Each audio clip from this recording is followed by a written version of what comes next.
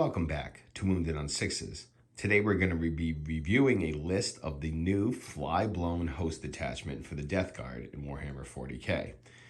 Just a pre-warning here, this list is pretty raw. I've just been playing around with lists. I've not had a chance to test it, and this is based on what I have in my collection. So, you know, if there should be more Death Shroud, obviously I'd like to have more Death Shroud, but I only have what I have. So with that in mind, I'm going to go over the list here real quick.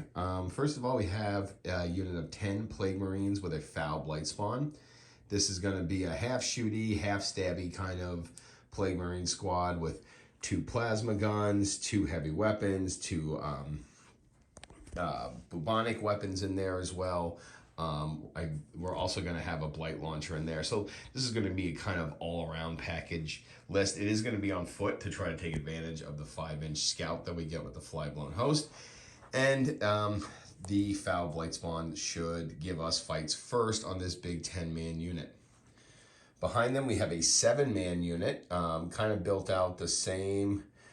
2 plasma guns, a blight launcher, 2 bubonics, 2 heavy weapons, and then we have the biologist putrefier. It's going to give us a free grenade strat. Is also going to allow us to lethal on 5s, which is really nice.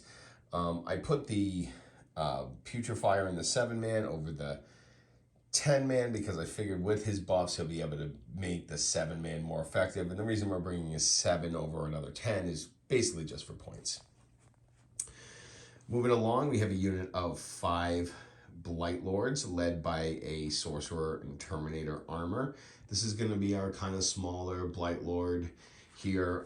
You know, I'm really excited to see if this detachment does improve the Blight Lords, who do have somewhat of a problem, although I think running them with the Terminator Sorcerer helps them a lot. And we're going to go over how that really helps as we go over this 10-man unit here, also led by a Terminator and Sorcerer armor, and we are going to give him the strat to give the entire unit assault. So that should give this 10-man unit a lot of options. So we can, you know, scout 5, move 4, and then advance to assault.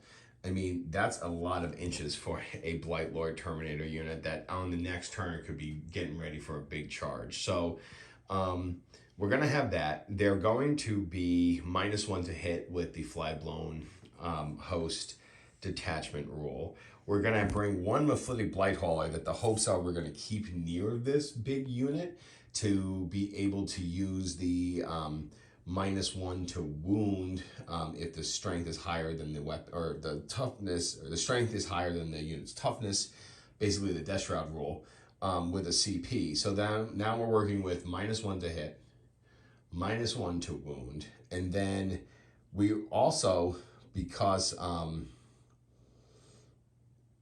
you know, that will give us a lot of staying power. Also, because of the putrescent vitality that we have with the Sorcerer, we can also make them -1 damage. So -1 to hit, -1 to wound, and -1 damage should give them a lot of staying power on the board. Hopefully, again, I'm not the biggest fan of stealth, as some people are, although I think on a big brick of Terminators, it could be very, very useful, as there's just a ton of wounds to chew through there. Next, we have a unit of Death Shroud, and they're going to be led by the Lord of Contagion. The Lord of Contagion is going to have the enhancement to give the unit reroll wound rolls of 1, or reroll the wound roll if they're within a contagion range. That's going to be really good for this unit, as they're going to have rerolls to hit in melee, they'll have rerolls to wound in melee, and they'll also have that will be especially good on their flamers, the reroll the wound roll, to get us a couple of extra damage in on those flamers. But that reroll the wound roll also works in combat, which is going to be really, really impressive here.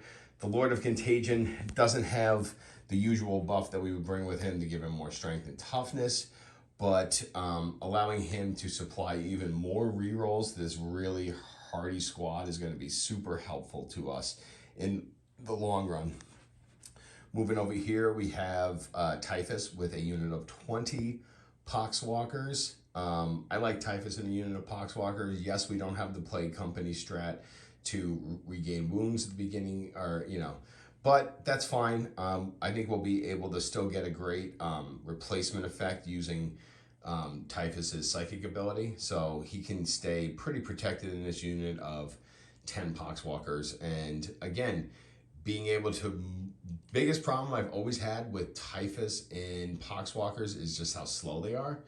Getting an extra 5 inches of movement is going to be really, really nice. That way we can do an advance and then really start to slap with this unit come turn 2.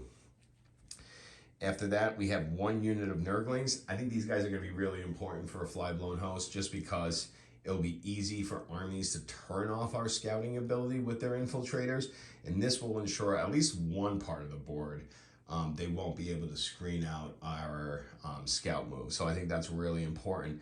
I do want to point out, though, and I was thinking about this, while it is easy to kind of screen out scouts with infiltrators, I also was thinking, who is going to want to scout out Death Guard units coming at them? So, maybe that's a plus in the Flyblown host detachment, or a feather in their cap, but I definitely think you don't want to leave home without at least 1 unit of Nurglings if you're going to bring the Flyblown host. Moving on into our non-infantry units, we have the 1 Mephitic Blighthauler. I'm not the biggest fan of Mephitic Blighthauler's, but because we have the Mephitic Invigoration strat that we can use to give these Blight Lords -1 to wound, or really any other infantry -1 to wound, I'm going to try it.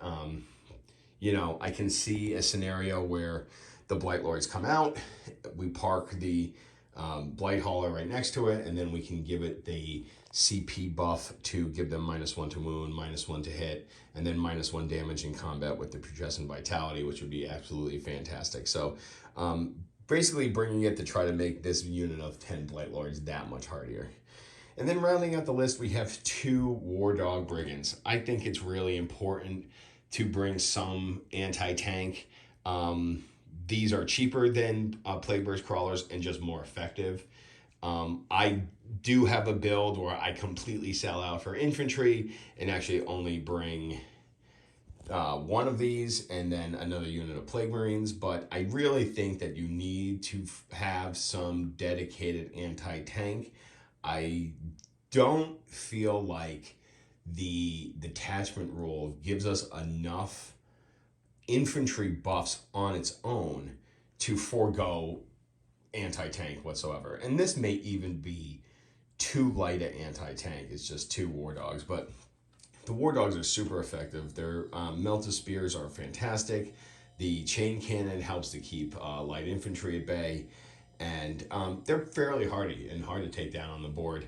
And again, we just need to make sure that when we're using this light anti-tank, that we are focusing on the things we know our infantry cannot handle.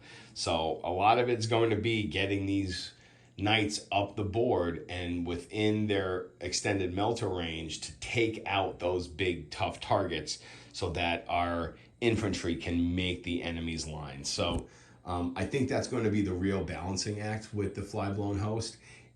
I don't think it's just about bullying people on primary. I think there's also got to be some anti-tank, because it's really big in the meta. There's just a lot of big scary things out there, and I don't think we're going to hack it all away with Blight Lord and Deathshroud Terminator. So definitely want to bring the 2 Brigands. So this is my first pass at the Flyblown host.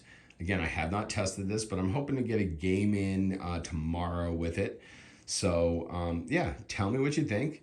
Have you played with the Flyblown host? What are your game results? Let me know if there's anything I should add, anything I should remove, anything you would run in here. And go ahead and like and subscribe to see more content coming out from Wounded on Sixes.